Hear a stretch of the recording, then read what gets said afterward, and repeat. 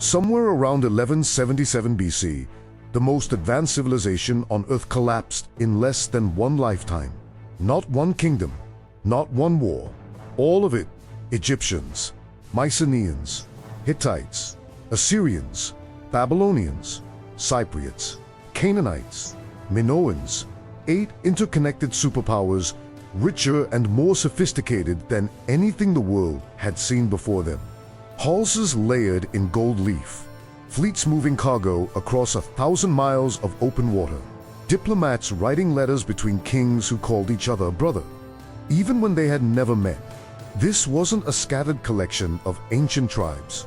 This was a globalized economy 3,000 years before the word existed. And every single one of them ran on a metal they couldn't produce themselves. Bronze needed 2 ingredients, copper and tin. Copper was manageable. Most kingdoms could mine it close to home. Tin was not. The nearest reliable source sat nearly 2,000 miles away in the mountains of what is now Afghanistan. Every sword, every plow blade, every chariot fitting in the Mediterranean depended on a supply chain longer than the Nile itself. Think about what that means. The most powerful militaries on Earth could not arm themselves without merchants, ships, and middlemen stretching across half the known world. Tin was the oil of the Bronze Age, and nobody controlled their own supply. For a while this worked. Trade routes stayed open.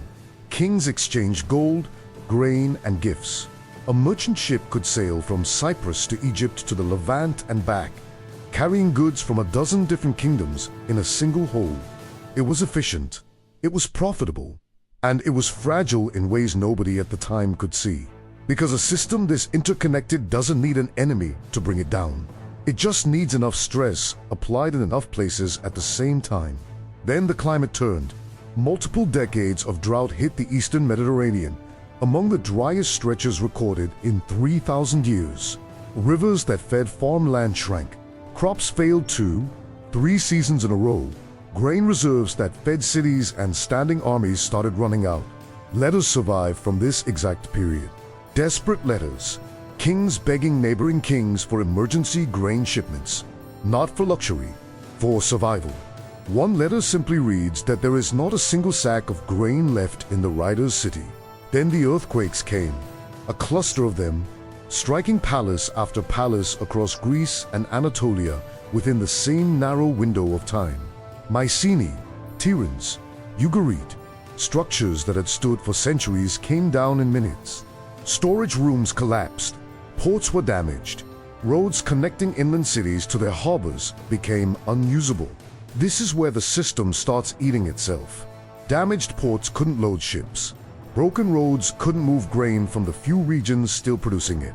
And the tin routes, the fragile lifelines stretching all the way to Afghanistan, went silent. No tin means no new bronze. No new bronze means no new weapons, no repaired armor, no replacement blades for soldiers already stretched thin defending crumbling borders. Armies that had depended on bronze equipment for their military edge suddenly couldn't replace a single broken sword.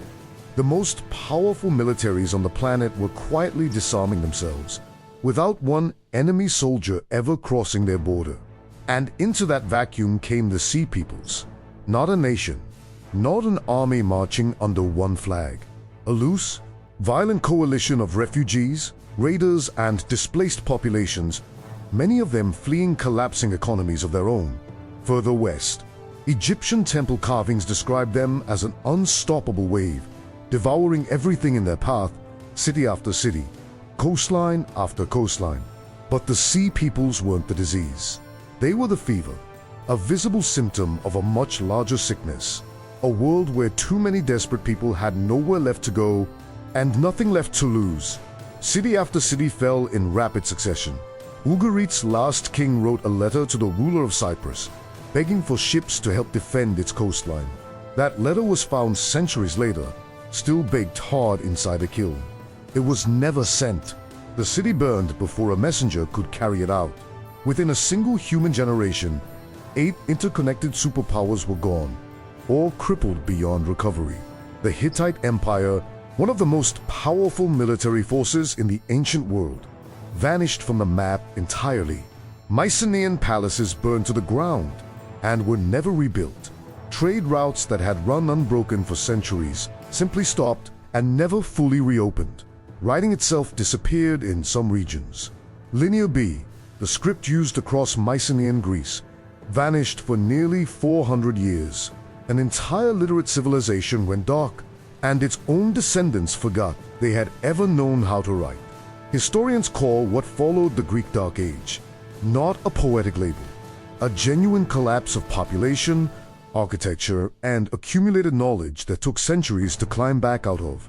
The Bronze Age didn't fall to one invasion, one drought, or one earthquake acting alone. It fell because every kingdom's survival was quietly wired to every other kingdom's survival. Through a supply chain none of them fully controlled, and nobody was watching the whole system, only their own piece of it. They never saw the whole board, just their own corner of it. And by the time they did, there was nothing left to save.